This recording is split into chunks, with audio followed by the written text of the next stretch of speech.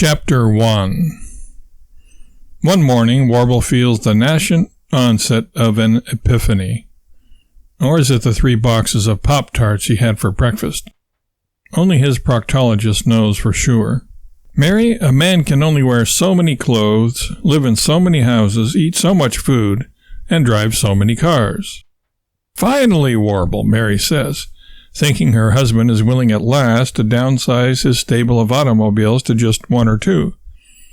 It will be great to convert our 30-car garage into a nice guest house, so when my mother comes to visit— "Hold on there a minute, Mary," Warble says, holding his palm forward in a defensive gesture.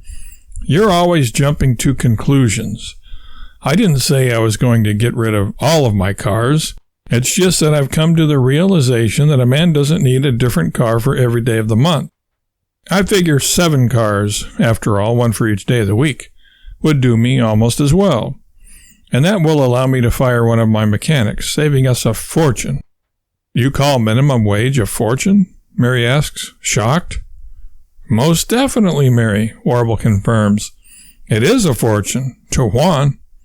He can feed half his village in Old Mexico for what I pay him, and it's not like I'm obligated to pay him that much. What's he going to do if I pay him less? Turn me in?" "You should at least pay him the going wage for mechanics, Warble." "Mary, my hands are clean, my conscience is clear, and I sleep considerably better than your average run-of-the-mill baby at night," Warble says in a self-satisfied tone. "I didn't know Juan was an illegal alien when I hired him." "You didn't?" "No, he didn't tell me, and I didn't ask him."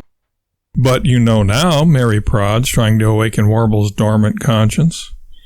Warble claps his hands over his ears. "I know nothing. I know nothing." "Sure you don't, Sergeant Schultz," Mary says, crossing her arms and turning away. "I think you've got your cartoon characters mixed up, Mary," Warble says, removing his hands from over his ears. "I've heard of Sergeant Shriver, and I knew Charles Schultz personally, but this Sergeant Schultz character you invoke is, I'm afraid, a figment of your addled cranium." "Forget it, Warble," Mary sighs. "Forget what?" Warble asks, deadpan. "Thank you," Mary says. "You're welcome," Warble responds absent-mindedly. Even more absent-mindedly than normal, that is. Warble looks out the window with a wizened gaze blanketing his visage. Or so he thinks, anyway. "Mary," he finally says, "I've come to a decision. I've realized who I really am, what I want to do, what I must do." "Oh, no," Mary involuntarily says, expecting the worst, although she has no idea what it is Warble might decide to do, having given up trying to figure out her husband and his whims years ago.